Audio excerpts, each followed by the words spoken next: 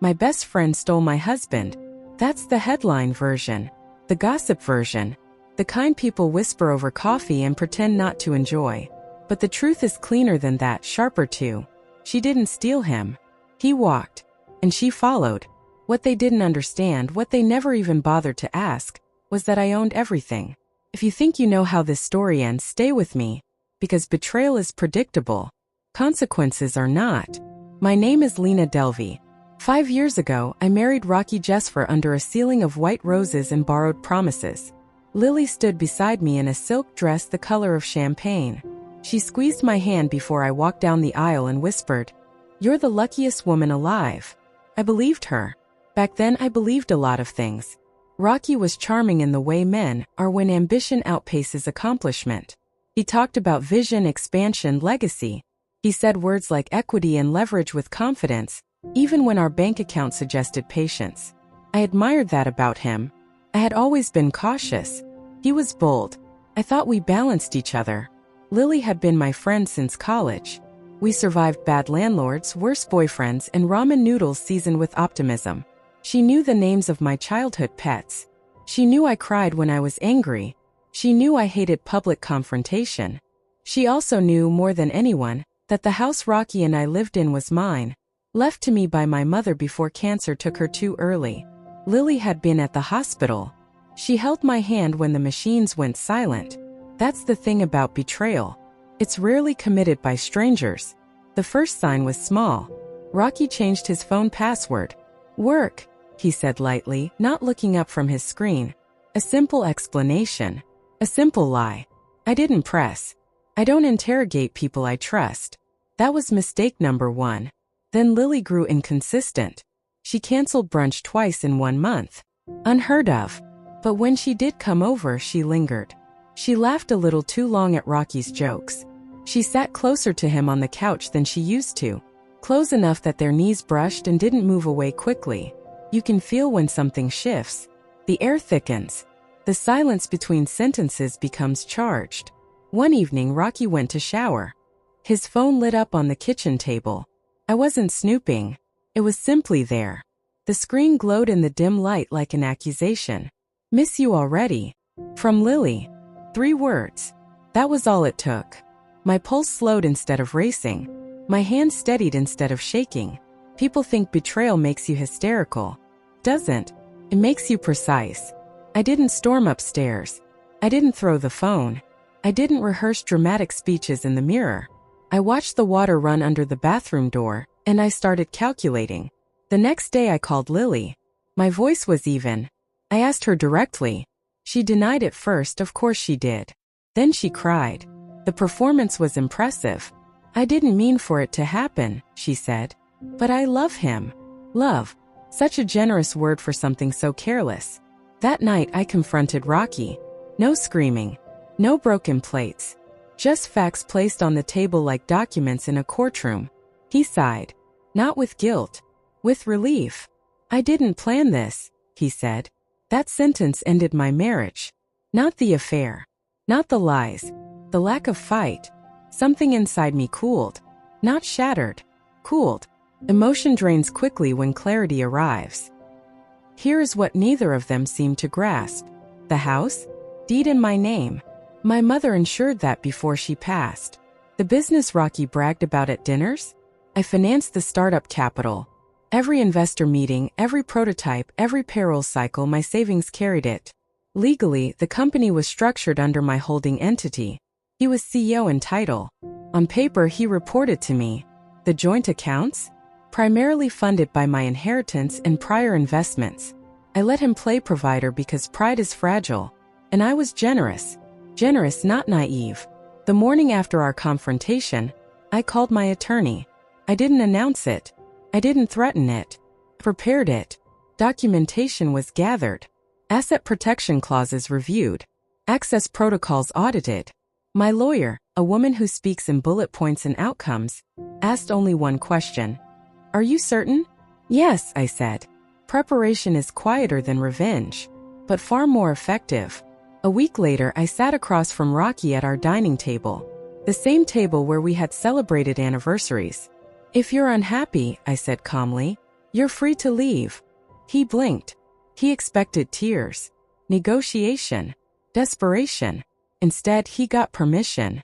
2 weeks later, he moved into Lily's apartment. They posted nothing online, but silence can be louder than photographs. I filed for divorce the following morning, and then I activated everything. Corporate access revoked. Banking permissions updated. Ownership reaffirmed. His company credit cards disabled.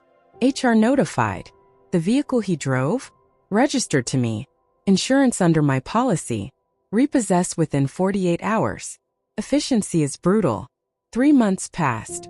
I redecorated the living room, removed the couch where the three of us once sat, repainted the bedroom, cleaned out closets. I did not rush the process. Healing is administrative as much as emotional. Then Lily called. Rocky lost his job, she said, voice thin with panic. Why did you freeze everything? I let the silence stretch just long enough. Because it was never his, I replied. The illusion collapsed quickly after that. Without the company income, their romance faced rent, utilities, and grocery bills. Passion is glamorous. Budget spreadsheets are not. Arguments surfaced. Accusations followed. Lily, who once cried about love, now cried about stress. Rocky, who once claimed leadership, now scrambled for employment. Love without stability becomes noise.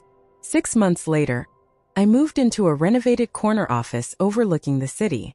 The company performed better than ever. Freed from ego management, decisions were sharper. Profit margins improved. I hired a new operations director. Competent, disciplined, uninterested in theatrics.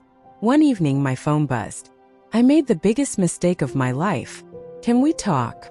Rocky wrote. Regret often arrives when convenience leaves. I stared at the message. Considered the arc of our history. The wedding. The hospital. The kitchen text. The shower water running while I stood alone. Then I locked my phone. Closure is not a conversation. It's a decision. Months later, mutual acquaintances attempted updates. They're not doing well. It's complicated. He seems depressed. I listened politely. I did not inquire further. I had no appetite for their downfall. I simply refused to rescue them from it. Here's what most people misunderstand about revenge. It's not about destruction. It's about boundaries enforced without apology. I did not ruin his life. I removed my support from it. There is a difference. If you are reading this while suspecting something is wrong in your own home, pay attention to the small shifts. The new passwords. The altered tone. The inexplicable distance. Do not panic. Observe. Gather facts. Emotion is loud. Strategy is quiet. If you are funding a dream, ensure your name is on the documents. If you are investing in a partnership, understand the structure. Love is not a legal framework. Romance does not override contracts. If you feel betrayed, resist the urge to perform your pain for an audience. Protect yourself first. Speak to professionals. Secure assets. Document everything. Strength is administrative before it is dramatic. And if someone walks away from you lightly, let them. The weight they carried may have been yours all along. I don't hate Lily. Hatred requires energy. I redirected mine. Into growth. Into governance. Into self-respect sharpened by experience. Years from now, they may tell the story differently. Perhaps I was cold. Perhaps I was calculating. They won't mention the nights I sat awake evaluating every possible outcome. They won't mention the inheritance entrusted to me by a mother who worked 2 jobs to build that security. They won't mention that loyalty was broken long before contracts were enforced. But I know, and that is sufficient. Sometimes the quiet woman in the corner is not defeated. She is assessing. She is aligning resources. She is preparing contingencies. She understands that power unspoken is power preserved. If this story resonates, take it as instruction. Do not surrender ownership of your life, financially, emotionally, legally, to anyone who treats commitment as optional. Audit your world. Know what you own. Know what you are worth. And if someone ever mistakes your silence for weakness, let them. They may only discover the truth when access is denied, accounts are closed, and the door they assumed was theirs no longer opens. That is not cruelty. That is consequence. If you believe strength must be loud, reconsider. If you believe love exempts you from prudence, reconsider. If you have ever underestimated the quiet one in the room, reconsider. Because sometimes she isn't breaking, she's building. And when the dust settles, when the noise fades, when the borrowed confidence and second-hand romance dissolve under real pressure, she will still be standing. Keys in hand, signature on every document, future intact. If you've ever been betrayed, don't beg. Don't broadcast. Build. Secure your assets. Protect your peace. Elevate your standards. And remember this: the most devastating move you can make is not revenge. It's indifference backed by ownership. If this story opened your eyes, share it with someone who needs strength, not sympathy. If it reminded you of your value, act on it today. Check your name on the deed. Review your accounts. Have the difficult conversation. And if you must walk away prepared.